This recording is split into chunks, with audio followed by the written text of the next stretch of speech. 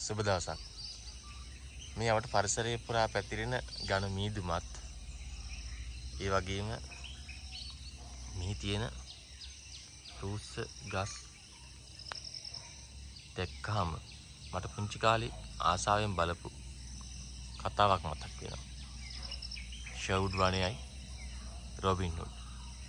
මේ ගහ දැක්කහම මට ඒගොල්ලෝ අර ගහ යට එකතු වෙලා සින්දු කියන හඬ මැවිලා පේන්න පටන් ගන්නවා. ඔබටත් ඒ සංගීතය මතක් වෙන්නේ නැති. තාම සුන්දර සංගීතයක් කුඩා කාලේ ආරම්භ රොබින් හුඩ් කතාවත් එක්ක තිබුණා. මීදුම් මතුරෙන් මතුවෙන ඔවුන්ගේ දෙවියන් අපිට මට මතක් වෙනවා මේ වෙලාවේදී. සුන්දර මතකයක් විදියට හදවතේ ඉතුරු වෙලා තියෙනවා. අපි පුංචි කාලේදී මේ රොබින් හුඩ් කතාව බොහොම ආසාවෙන් බැලුවා. එම් බලන්න හේතුවක් තිබුණා. අපි කැමති ඒ කතාවේදී හැම වෙලාවකම දුෂ්ටයා පරදින ෂෙරිෆ් පරදින ඉස්බන් පරදින කොටස් නරඹන්න අපි හරි ආසයි. ඔවුන්ට දැඩි විදියට පහර වදින රොබින් හුඩ්ගේ වීර ක්‍රියාවන් නරඹන්න අපි හරි ආසාවෙන් හිටියා. පුංචි කාලේදී හරි ආසයි මේ කතාව බලන්න. මේ කතාවේ තියෙන සුන්දරම අවස්ථාවන් ඒ උන්ගේ කණ්ඩායම එකතු වෙලා අහිංසක මිනිස්සු බේර ගන්න හැටි, දුබලයන්ට පිට වෙන හැටි අපි ගොඩක් ආසාවෙන් බලන් හිටියා. අපි කාලේ ජීවත් වුණේ ඒ දුබලයන්ගේ පැත්තේ. අපි ජීවත් වුණේ මනසින් හැම වෙලාවකම දුෂ්ටයා පරාජය කරන පැත්තේ. ඒත් අද දවස වෙනකොට අපේ ජීවිත සංකීර්ණ වෙලා ගොඩක් ඉදිරියට ඇවිල්ලා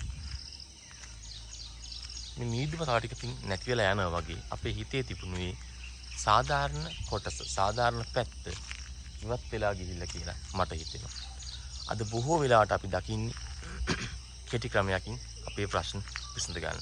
අපි කෙටි ක්‍රම හොයනවා. අපි ගාව හිටපු අර දුබලයාට උදව් කරන, දුෂ්ටයා පරදින ක්‍රමවේද වෙනුවට අද අපි බොහෝ උත්සාහ කරනවා අපේ වැඩේ කෙසේ හෝ කරගන්න. අපේ වැඩේ කෙරෙන්නේ කෙසේද? ඒක තමයි ක්‍රමවේදයේ වශයෙන් අපි දකින්නේ. මහා මාර්ගිකදී රට වාහන වැරද්දක් වුණා වෙනත් ක්‍රියාවක් කරගන්න කියත් හැම විටකම අපි ඉන්නේ දුෂ්ටයාගේ පැත්තේ.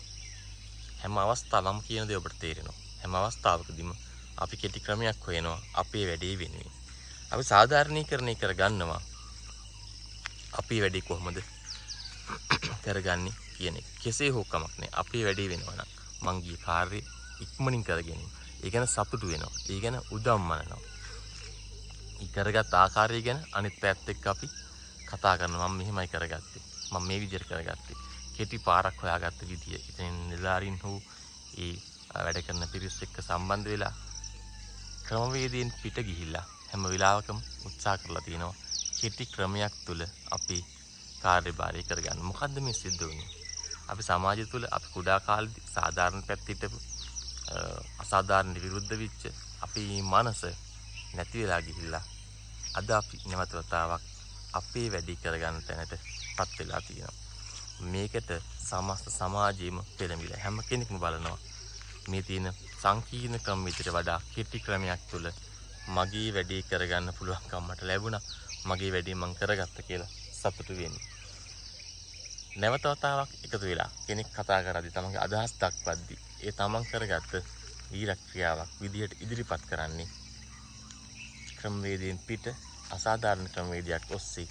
එහෙම නැත්නම් පොලිම පැනලා එහෙමත් නැත්නම් අත යටින් කරගත්ත ක්‍රියාවන් ගැනයි.